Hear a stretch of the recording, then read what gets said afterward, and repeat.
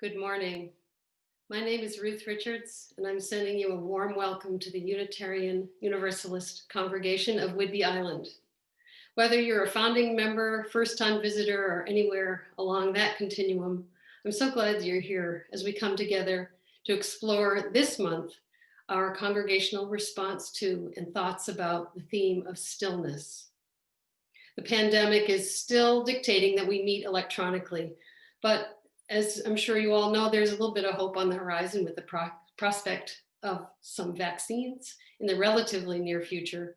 Still, the reality of enduring another 6 months of lockdown feels pretty daunting. I heard an interesting interview on the radio recently with an author who was describing her concept of wintering.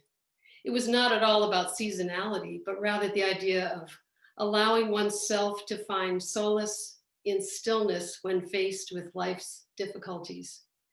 We can't choose whether to have life's challenges, but we can choose how we meet them. Before we continue this conversation through our service, I have a few technical reminders and announcements. Please remain muted throughout the service. The chat box icon at the bottom center of your Zoom screen is your access to our tech crew. You can choose, if you need technical assistance, use the chat box to send a message to Robert Steele. Our virtual coffee hour follows the service. You have 3 options if you'd like to stay, and you can choose one of them at any time during the service. If you'd like to share in a facilitated conversation with Victoria, our guest speaker today, about the ideas in this service, you need only remain in the meeting at the end of the service, and you'll be in the reflection room magically. If you have recently started attending our services and would like to talk with a couple of UUCWI members, tell your story, have your questions answered, click on participants at the bottom of your Zoom screen and click on the raise hand at the bottom of that column. And lastly, if you prefer to join in a general socializing group, click on participants. Once that box opens, go to the more button and look for the coffee cup icon to click.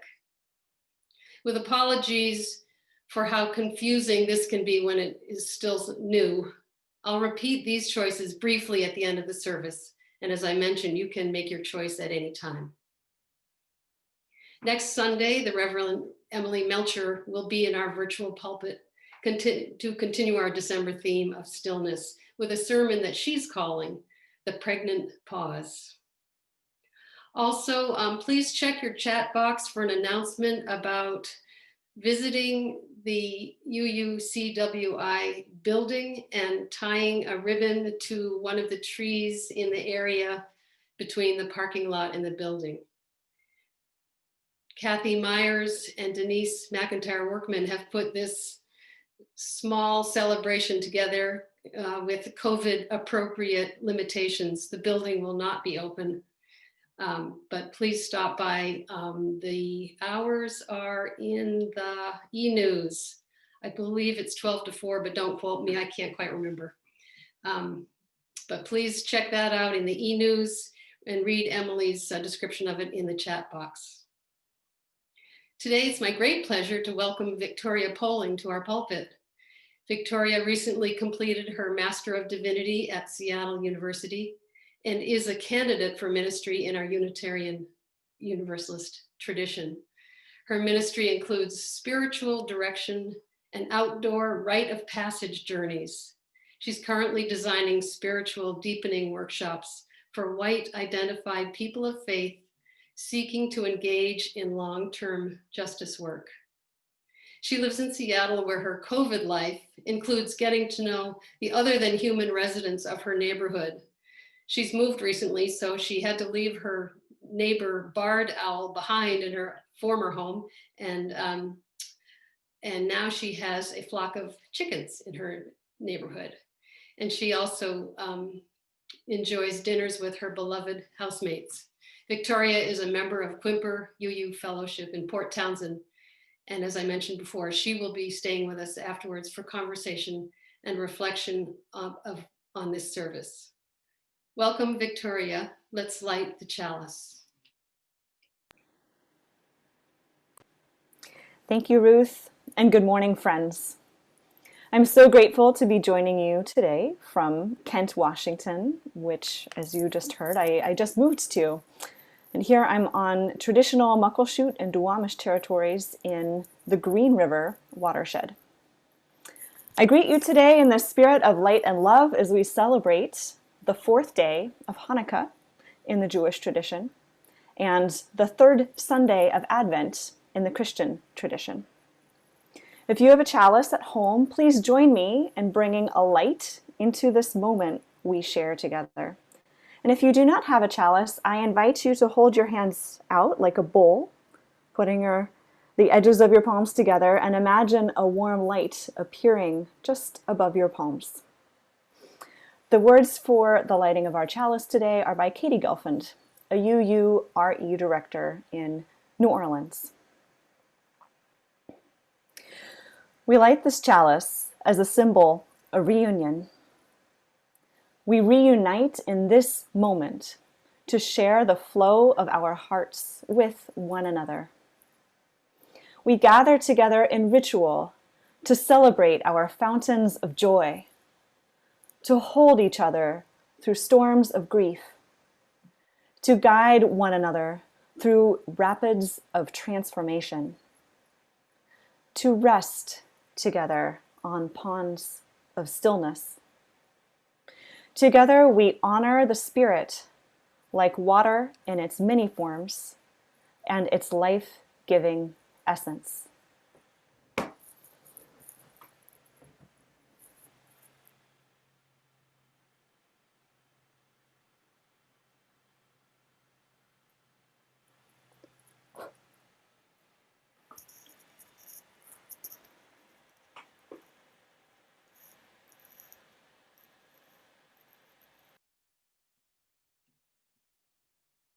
If there is a bright side to 2020, it may be that at long last, those of us who have benefited from arbitrary privilege are starting to turn toward recognition of how white supremacist culture has treated First Nations people along with other non-white humans.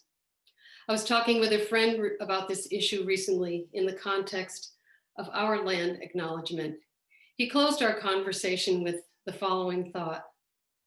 In stillness, one may remember that the need for awareness of and compassion for all people in all places and at all times is still with us. Meeting that need for awareness and compassion will help to bring true stillness to all who seek its healing powers. Please join me now for speaking our affirmation. Love is the spirit of this congregation, and service is its practice. This is our great covenant, to dwell together in peace, to seek truth in love, and to help one another. I can say with confidence that I have a mixed relationship with stillness. Anyone who knows me knows that I can be pretty speedy. The best way for me to find clarity around an issue or a problem is to take a long walk, not sit still. So I have come to this theme interested in redefining stillness a bit for myself. Each of us examines our reaction to stillness in different ways, from literally sitting still in a meditation practice, to walking 2 miles before breakfast, or being in an art studio or at a computer typing away to keep up with our thoughts in hopes of stilling our minds a bit. I grew up with an appreciation of the stillness in a New England snowfall where the air is filled with movement and yet gives the sense of beautiful and calm quiet. Everything about this theme for me points to the yin and yang, the dualism, stillness and activity. That's why this poem by the Reverend Angela Herrera got my attention. I'd like to read it for you now. She titled it, "Sometimes It Takes a Little Craziness." When you arrive at the store and can't remember why, and you forget the vet appointment and almost miss the dentist, even though they called you yesterday, and the bills are late and your kids need homework help, and you are behind at work and haven't exercised in weeks, and you've been eating fast food while vegetables wilt in your fridge and your garden is turning to compost, and the one time you try to cook, you leave the granola in the toaster oven, setting the damn thing on fire, and you double book yourself again, and laundry forms mountains around your home, and you begin to look askance at your beloved because you haven't had fun together since you can't remember when. And then, just as you are starting to wonder about signs of dementia, you find yourself placing a metal spoon in the microwave and turning it on. Just breathe. Sometimes it takes a little craziness to get your attention. The prophet Elijah fled from 100 pursuers. He hunkered down in a cave on the wind-whipped mountainside, trembled through an earthquake, and shielded his face from a wildfire. He looked for God in the chaos. But when the storms blew over, when the shaking stilled and the flames died down, he crouched, panting and thinking he'd missed it, his heart pounding in his ears. Then he finally noticed the still, small voice. The holy waits in your world too. Maybe today we'll find you in a listening posture and will whisper to you. You tumble like a leaf, it will say, and yet by some miracle, you are still here. Now, what is the purpose of that?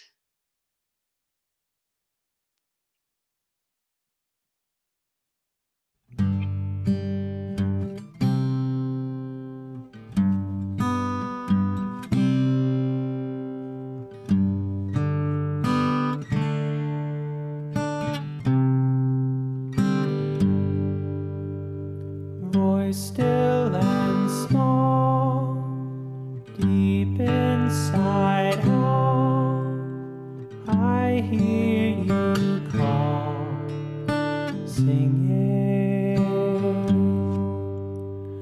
in dark and vain, sorrow and pain, still you remain, singing.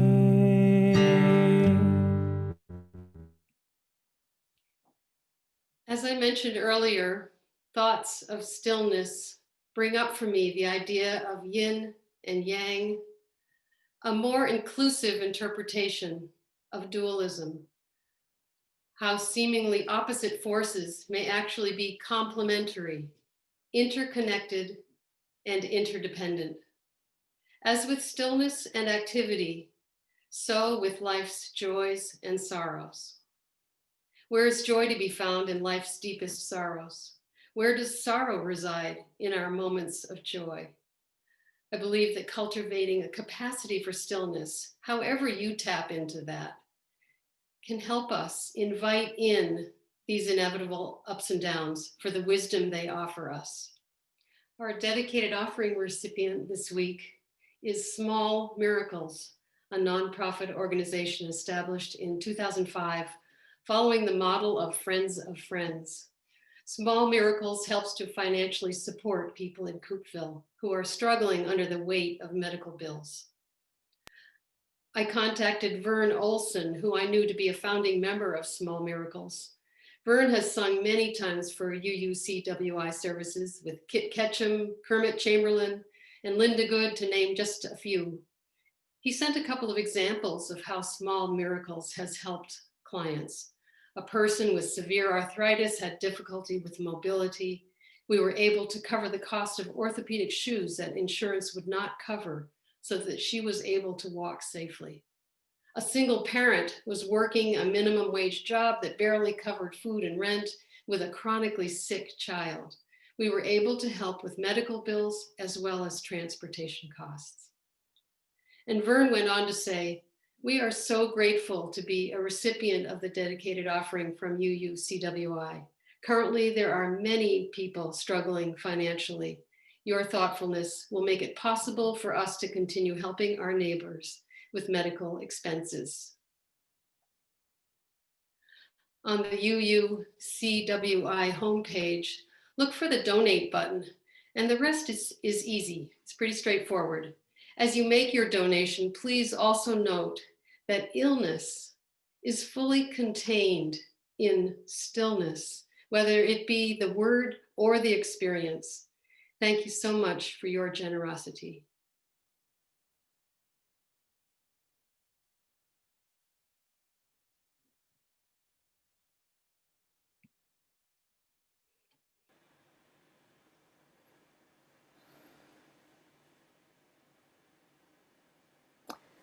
Thank you, Ruth. And as you make your contributions today, I just want to reflect a little bit on this idea that illness is contained within this stillness. I really resonated with our reading earlier by Reverend Herrera, who observed that sometimes it takes a little craziness to get your attention. Craziness, illness, these are all experiences of a kind of imbalance, a kind of chaos, a kind of whipping up of energies. For some of us, it looks like the day-to-day overbooking, and for some of us, we're even working extra shifts. And some of us have hard hours and days and weeks at home in quarantine with not very much change and not very much activity, except for, perhaps for putting away the grocery delivery and watching new shows. That's a different kind of craziness. So I wonder, how is the craziness getting your attention during these times? For me, I'm like Ruth, actually. I need to go for a walk when things are crazy. I need movement. And yet, paradoxically, in my walks, in that movement, what I'm aiming for is to arrive at that point of stillness. I do a lot of walks that are an out and back. I wish I had a loop route sometimes, but in my neighborhood, the streets are cul-de-sacs and things like that. So I go out and back, and I've tried to see that my destination, when I turn around, as that still point, to say, here I am, I'm setting down whatever it was that sent me out on this walk, and I'm going to lay it here. That's a pattern in my daily life that really helps me with the craziness. And I've also noticed during these times how much I've been relying on the sense of peace and well-being that I feel from attending church every week. This pattern creates a still point within the 7 days of the week because I know exactly where I will be and what I will be doing nearly every Sunday morning. Perhaps it's like this for you. Somehow, in spite of, or maybe because we've changed up our way of worship so much, meeting for services has become even more important than before. I hear this from other members of my church, and someone recently joked and admitted that they used to look and see what the topic of the sermon would be before deciding whether to come to worship service. They sighed with gratitude that now it's so great that we can gather at all. It is such a relief to be able to connect in this familiar church pattern. As a Unitarian Universalist student preparing to become a minister, I'm particularly inspired by those people in my life who use the patterns of spiritual practices to renew themselves continually and to regain inspiration to share with others and to share with all of you on a Sunday morning. I've been delighted and amazed by how our church members and ministers and staff have become so creative and collaborative out of this chaos. So I'd like to offer a little affirmation to ministry colleagues for their deep resourcefulness.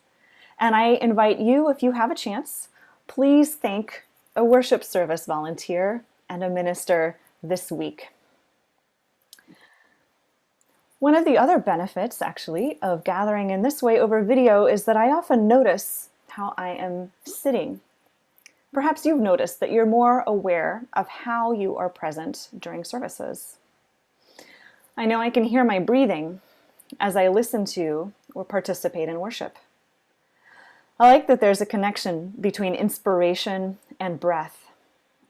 The root of the word inspired is spirit, and the ancient Hebrew word for spirit is ruach, which means breath. In these times of craziness, I know all of us are taking a lot of deep breaths, and those of us involved in bringing worship to you every time are taking a lot of deep breaths as well, just to keep going. So you could say that we're filled with a whole lot of spirit right now. That's supposed to be a religious joke. Breath, spirit, filled with the Spirit? Right.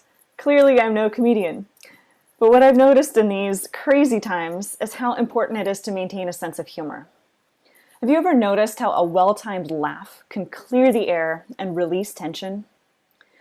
There's a feeling of clarity and peace, a stillness inside after a good laugh. Again, I'm appreciating those among us who struggle and work very hard with deep dedication, who feel all the hard feelings of overwhelm and fatigue, and then have the ability to make us laugh with their robust sense of humor. I'm curious who you know who is good at making you laugh. If you need some stillness, paradoxically, you might want to give them a call. And also, I wonder, who is there in your life who receives joy really well? Who has the best laugh? Who can be sparked into laughter in a way that is contagious? If you like, I welcome you to share the names of these people in your life with us at coffee hour later.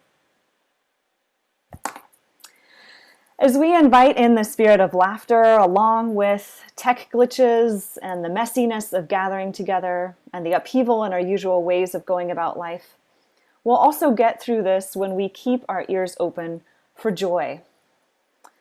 And as I wonder what there is to be joyful about this season, I am just thinking there is so much. So I'll list a few joys that I experience here in our church patterns. And one is that they provide comfort and steadiness, a familiarity. Another is that friends and family members from far away can actually join us for weekly worship. And a third is that we can gather with our covenant groups, and as I heard, the women's group that is newly forming, and in my church, the anti-racist action group, and we can do this over video. And during our own time, I find myself singing our favorite hymns while doing the dishes, and perhaps you are lighting your candles and chalices now with more intention for yourself than before. There is a real peace in these patterns as we remember that we are pieces of a pattern larger than ourselves. Another pattern that we hold sacred in our churches is that we draw from many sources to make sense out of what's happening in our lives. Our sacred stories give us metaphors to guide us through difficulties. And Reverend Herrera's reflection on messiness, she mentions the story of Elijah, and I'd like to tell you a little bit more of this sacred story, which has been recounted in the Jewish and Christian contexts for millennia.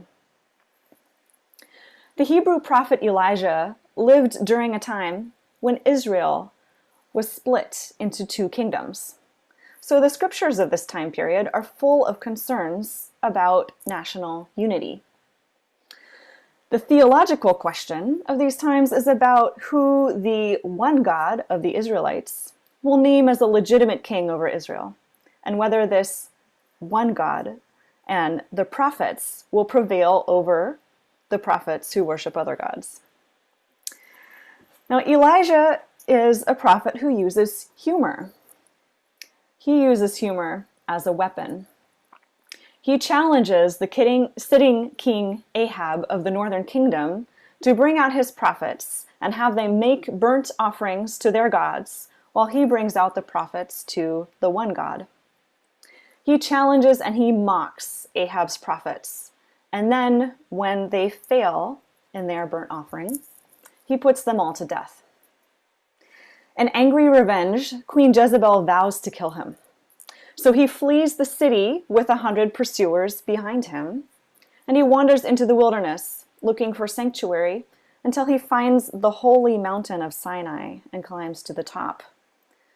Here he is warned by an angel that God will soon be passing by.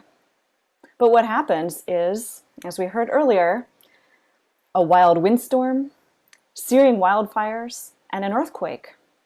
And he's looking for God in all of this chaos, wondering if perhaps the holy has passed him by. And then there is silence.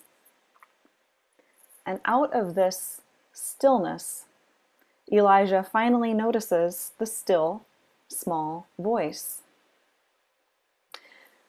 And what this voice does is it commands him and gives him new purpose and tells him what to do next. The voice tells him to go and name the successor, a new king who will reunite Israel. And when he's done this, he's also told to name his own successor, the next prophet. And so by going up the mountain and arriving at the still point after the chaos and the messy craziness of his life, Elijah is given new purpose. Witnessing the chaos of this year's election season in the United States, perhaps many of us have felt moved like Elijah to seek new purpose and to make meaning in all of this. And maybe in your most angry moments, you might have wished to go in with a sword, to eliminate the opposing political party and put a duly elected Democratic successor into the White House. Fortunately, I trust you did not go in with a sword. Some of us, instead, were moved to protest with our presence, our voices, our votes, and even some of us put our bodies on the line during the Black Lives Matter upwellings this summer.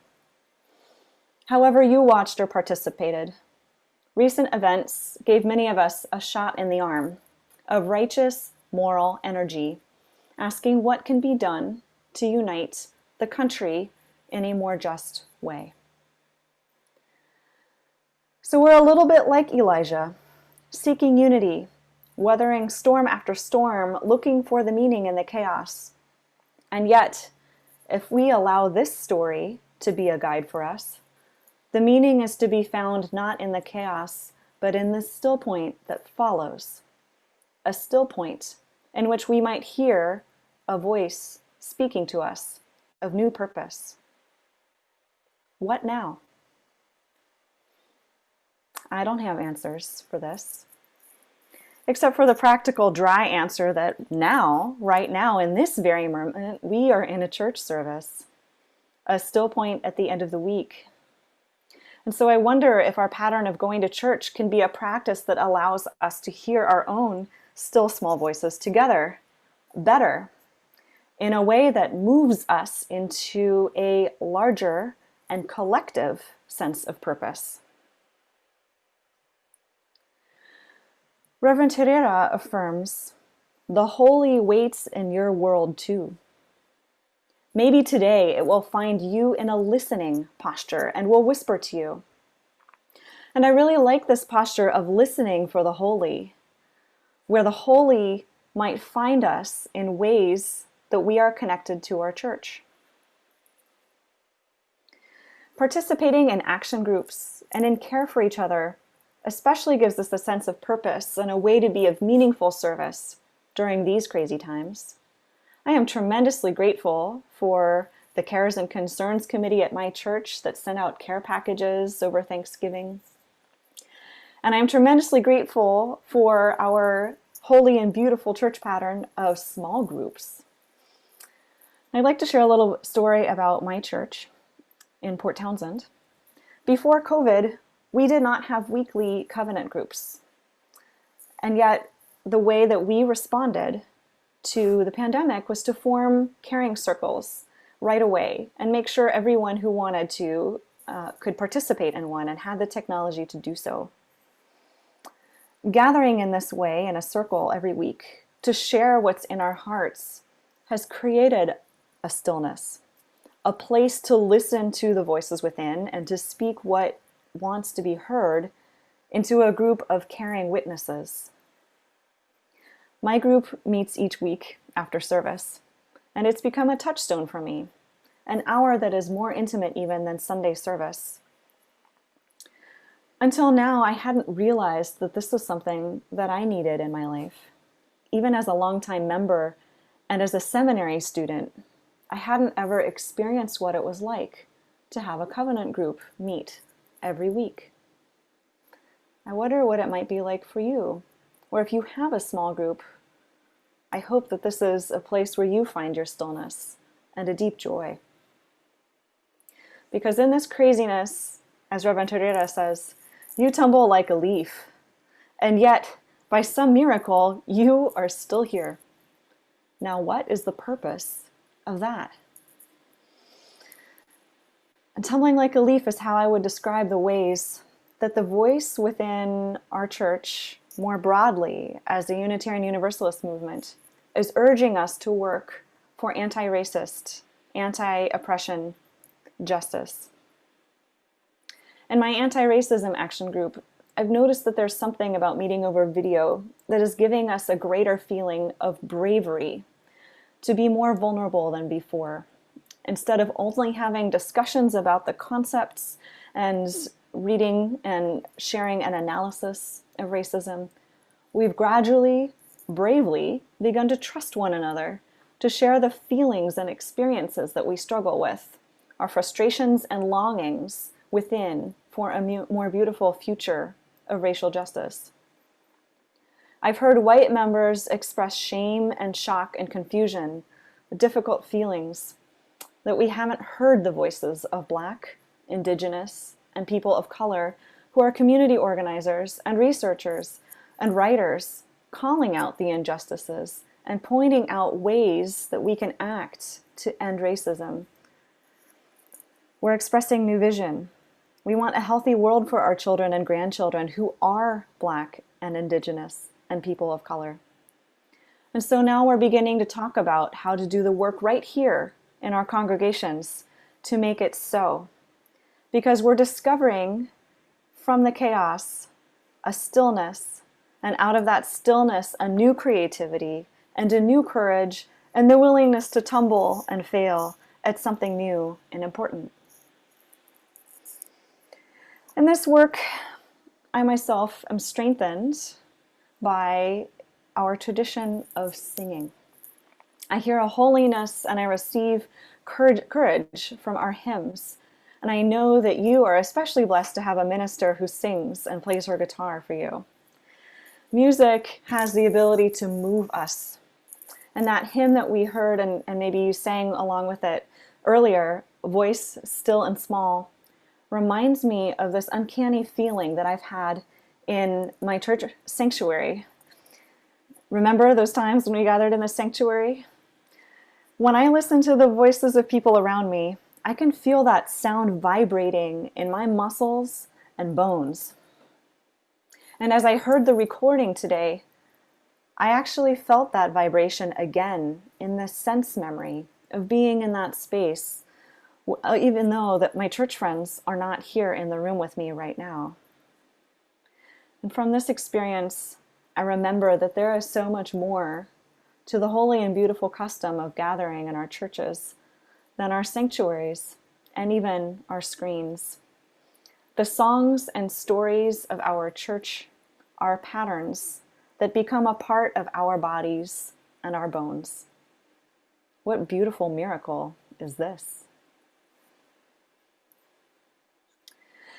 This miracle is a pattern of Unitarian Universalism, bravely leaning into the challenge of change-making in ourselves and our wider circles. And there is a peace in knowing that we follow a tradition of justice that supports us in the many small, brave acts that we are called to make together. Friends, I encourage you all to attend to the miracle of the voice within that arises in these moments that we share with one another. And let us trust in these patterns and traditions of our faith community that invite us into challenge as well as comfort. In spite of it all, no, because of it all, let us choose humor and joy. Let us choose to celebrate the return of the winter holidays and to seek peace in our church patterns of gathering for support and connection. May it be so. Please join me in singing along with our closing hymn. The words will be on your screen.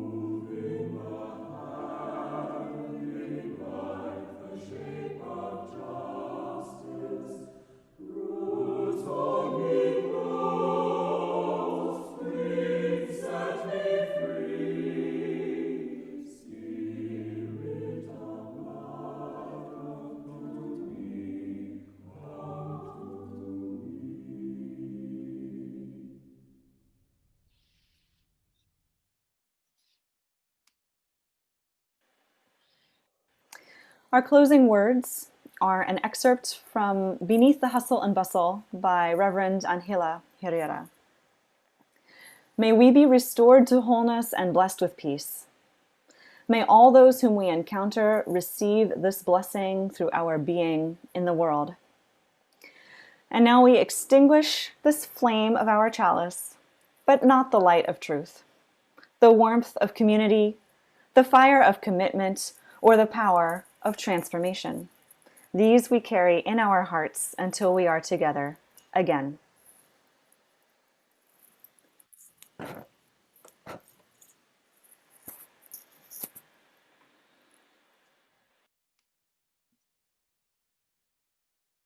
So nice to see you, everybody. Thanks for coming.